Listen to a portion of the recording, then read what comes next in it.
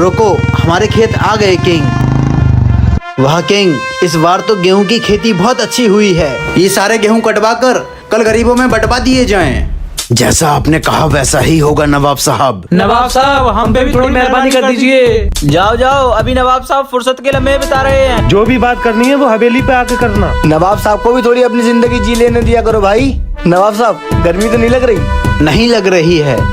नवाब साहब, हम लोग गरीब बच्चों के लिए एक स्कूल बना रहे हैं जिसमें बच्चे फ्री में पढ़ेंगे। बस आप हमें थोड़ी सी जमीन दे दें जिसपे हम स्कूल बना सकें। हमें उम्मीद है आप हमारी मदद जरूर करेंगे, क्योंकि जो आपके पास आता है वो खाली हाथ नहीं जाता है। क्या आप गरीब बच्चों के लिए स्कूल खोल रहे हैं? ये तो बहुत खुशी की बात है।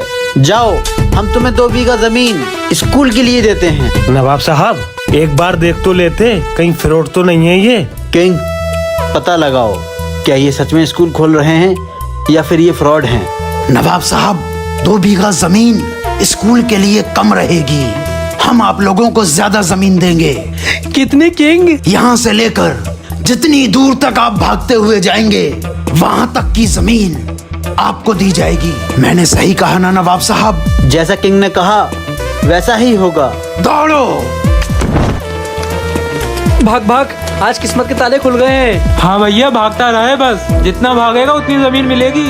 भागते रहो, जहाँ तक भाग के जाओगे वहीं तक जमीन पाओगे।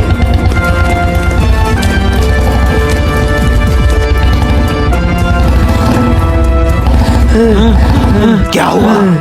यहीं तक तुम्हें जमीन नपवा दें? नहीं, अभी और भागेंगे।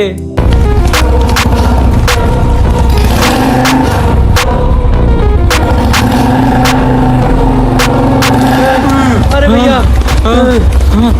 अब और नहीं चला जा रहा है। थोड़ा सा और भाग ले, जितना भागेंगे उतनी जमीन मिलेगी। और भागोगे या यहीं तक जमीन नाम करवा दें? भाग।